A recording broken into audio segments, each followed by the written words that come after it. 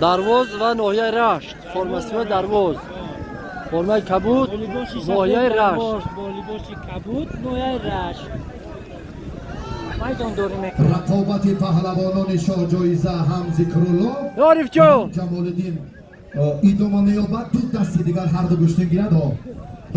داور حکم میکنه. جدی تر گشتن گیرد کنم. وقتی خیلی کشال داده که 10 دقیقه بود نتیجه باش انجام نیاد.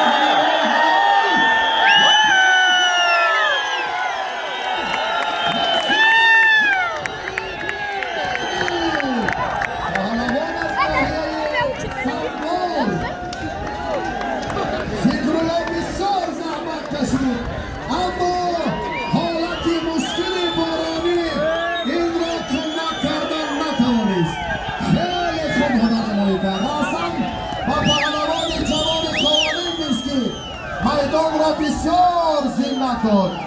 آفرین. این ماشین هم نگیره.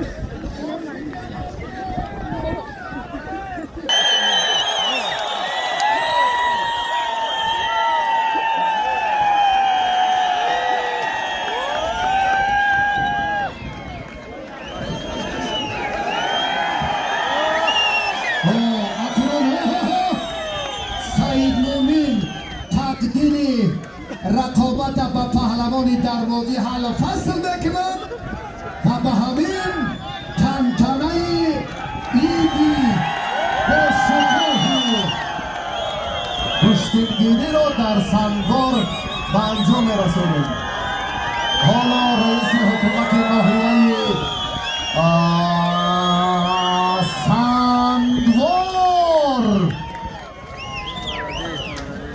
دولتزاده محمد شاه غیرت مکافات عالی را به پهلوان جمال‌الدین تقدیم می‌دارد. یک کف‌کوبی برای شما.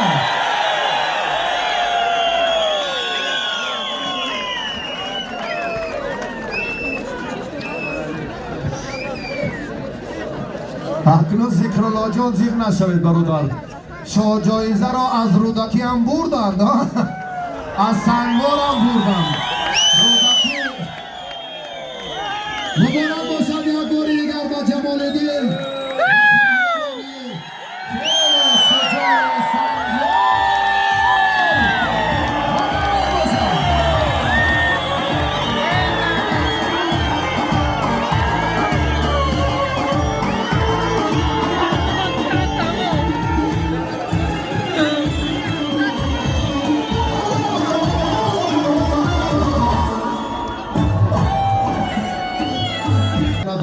پهلوانان دیگر سعید مومین اکنون کار را به همین نقطه نهایی برها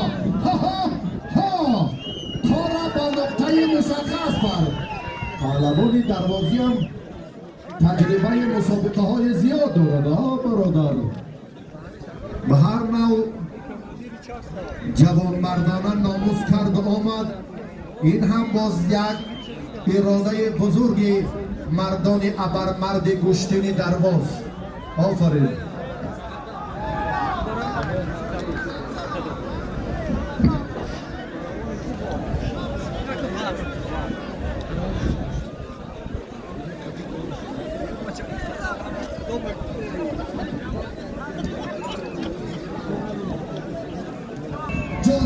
میدان سنگوار در دوره تنتنه های نوروزی بین المللی به انجام میرسد. ها ها ها ها نشد. به هر دو برادر کن زنده باشه، سعادتمندی بخواهیم. بار دیگر به ناحیه آوازداری سنگوار خوش آمدید و جمال دل در میدان امروزه برنده مدالی اشتاقی زدید.